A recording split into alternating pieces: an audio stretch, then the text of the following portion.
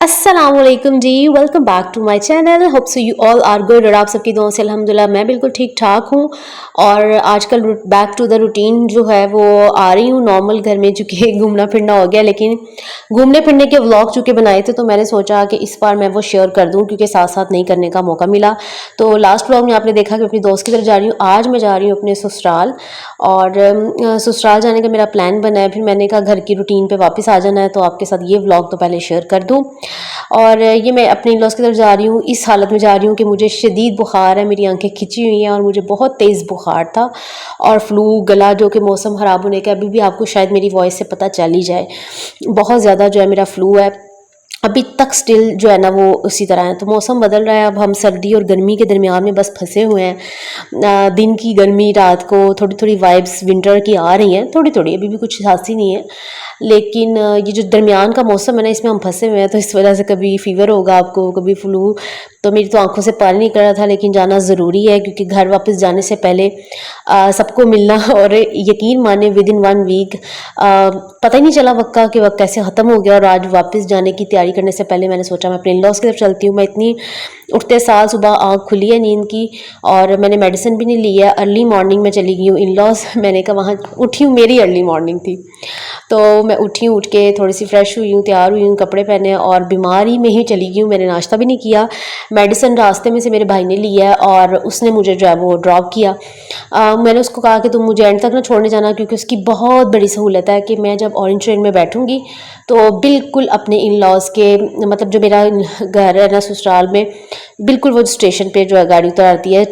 10 steps की distance होगा, बस 2 मिनट्स में आप वॉक करके उनके घर होते हैं। तो ये बहुत बड़ा फ़ायदा है। तो थैंक यू मेरे भाई का, जिसने लाहौर इस दफ़ा मुझे समझे कि जितने मैं सैरें कर रही हूँ ना, ये सब लाहौर की सैरें आप जो देख रहे हैं घूमना फिरना, मेरा भाई है, उसने पहले मुझे पिक किया था जब मैं यहाँ से आई थी। और उसके बाद जहाँ जहाँ मैंने जाना था ड्रॉप भी वही कर रहा था। तो उसकी वजह से मुझे बड़ी आसानी होगी, और तभी तो मुझे इतना मज़ा आ रहा है। और घूमने फिरने का इन्जॉयमेंट फुल टाइम, कभी यहाँ कभी वहाँ आना जाना, और अच्छा भी लगता है, आप सबसे मिलते हैं।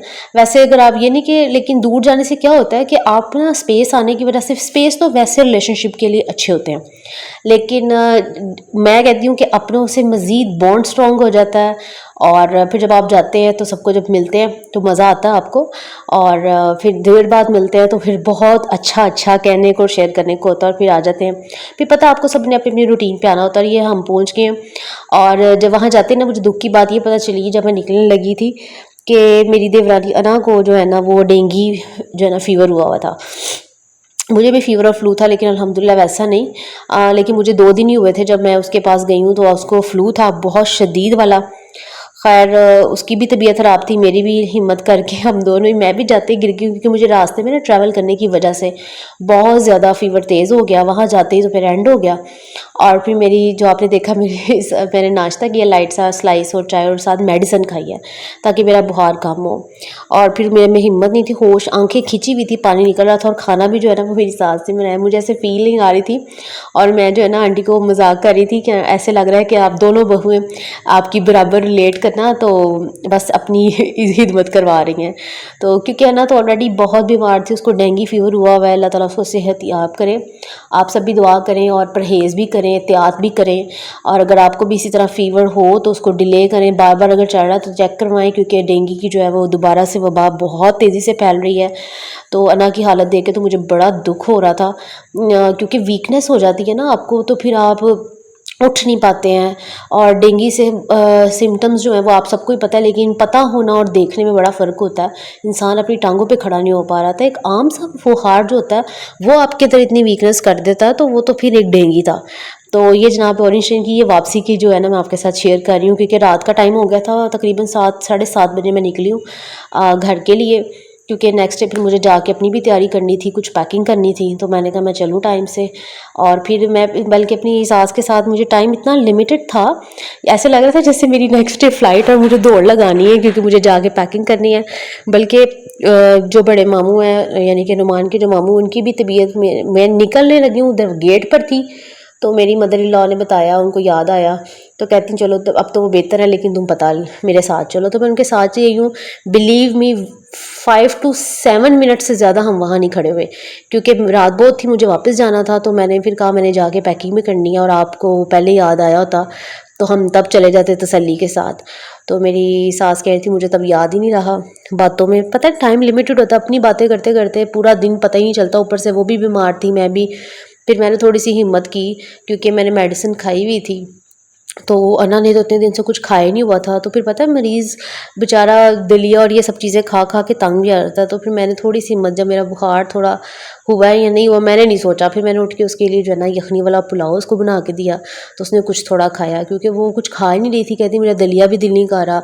सारी बात है, हमें लगता है मरीज़ को परहेज़ ही खाना चाहिए, और खाना भी चाहिए, लेकिन परहेज़ में भी ना आपको ऐसा टेस्ट देना पड़ता है कि वो खाए। तो उसके साथ ऐसा ही हो रहा था। मैंने कहा तुम ऑलरेडी इतनी वीक हो रही हो, कुछ खाओ। तो फिर हल्की फुल्की ग़िज़ा में चावल बना देती हूँ, और फिर मैंने उसको बना के दिए। तो शुक्र है उसने वो खाए। फिर उससे ये है कि पसंद आए, बीमारी में जायका उसको अच्छा लगा नमकीन सा, तो उसने खा लिया। खैर ये एक दिन के खाने से तो सेहत याबी आती नहीं है, जितनी वीकनेस हो जाती है ना, आपको खाने पीने का ख्याल करना ही पड़ता है, फ्रूट्स एंड इनटेक अच्छा करना होता है।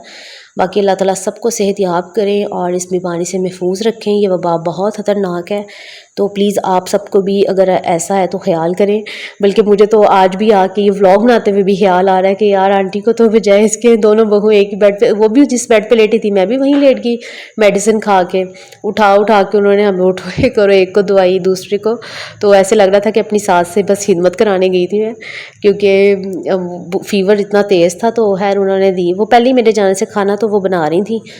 तो वैसे माशाल्लाह जो है वो बड़ा ख्याल कर रही थी अना का भी, और मेरा तो खैर मैं मौके पे गई हूँ, लेकिन अना को चूँकि डेंगू है तो अभी तक स्टिल जो है आपको पता है, फिर ख्याल करना और कुछ ना कुछ मरीज़ को देना, उसने खाना नहीं होता, दिल नहीं करना होता, तो फिर ज़रा ख्याल करो तो ही ज़बरदस्ती बंदा कुछ खिला पाता है। बाकी अल्लाह ताला सबको सेहत याब करे। और ये जो अब मेरा ऑर्डर आप लोगों ने देखा ही था, तो मेरी सिस्टर को मैं बता रही थी जाके रिव्यू अच्छा था, तो उसने भी ऑर्डर कर दिया। जिस दिन मैं गई थी ना, ये उसी दिन उसने ऑर्डर किया था रात के टाइम। लेट नाइट हम बातें कर रहे थे, तो बातें इस प्रोडक्ट के बारे में होने लगी। मैंने कहा मुझे तो बेहतर लगी हैं। फिर उसने ऑर्डर करके मंगवाई। तो ये जिस दिन मैंने आना था ना, ये उस दिन सुबह के दिन टाइम पे ये आया था ऑर्डर। ये फ़र्स्ट टाइम में आ गया था, और मैंने जिस दिन रात को आना था, और ये फिर ऑर्डर आया। तो उसने उसने भी चीज़ मंगवाई। मुगज़ियात का ये ऑयल था ना, ये उनके पेज पे उन्होंने मुझे रिकमेंड किया था कि आपको ये शैम्पू और ऑयल भी यूज़ करना होगा हेयर वाटर के साथ। तो फिर मैंने तो नहीं मंगवाया था, तो फिर जब उन्होंने रिकमेंड किया हुआ था तो मैंने उसकी ऑर्डर में अपने लिए भी ऑयल और शैम्पू मंगवा लिया था।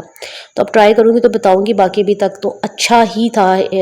अब इतना लंबा तो नहीं जल्दी फड़ेगा, लेकिन उन्होंने मुझे हेयर फॉल के लिए रिकमेंड किया है। बाकी मुझे उम्मीद है कि अच्छा हो जाएगा। मैंने भी मंगवाया है, लेकिन मैं ऑयल यूज़ करूँगी तो ज़रूर बताऊँगी।